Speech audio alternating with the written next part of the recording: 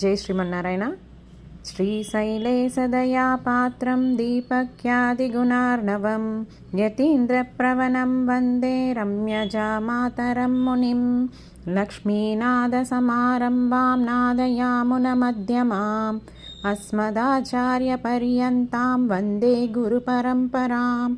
यो नित्यम् अच्युतपदाम्बुजयुग्मरुक्मा व्यामोहदस्तदितराणि तृणाय मेने अस्मद्गुरोर्भगवतोऽस्य तयैकसिन्धो रामानुजस्य शरणौ चरणं प्रपद्ये।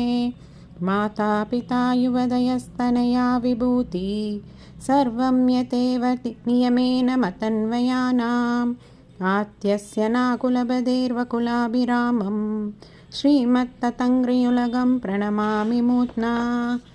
भूतं सहस्रमहताव्यपट्टनाद श्रीभक्तिसारकुलशेखरयोगिवाहान् भक्ताङ्घ्रेणुपरकालयतीन्द्रमिश्रान् श्रीमत्पराङ्कुशमुनिं प्रणतोऽस्मि नित्यम्।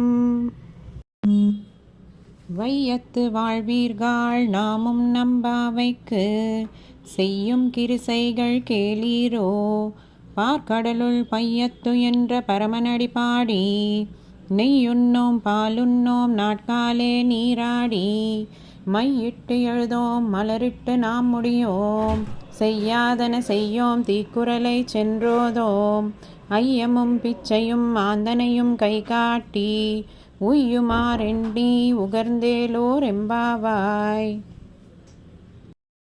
మా ఛానల్ నచ్చితే షేర్ చేయండి, లైక్ చేయండి, కామెంట్స్ చేయండి, సబ్స్క్రైబ్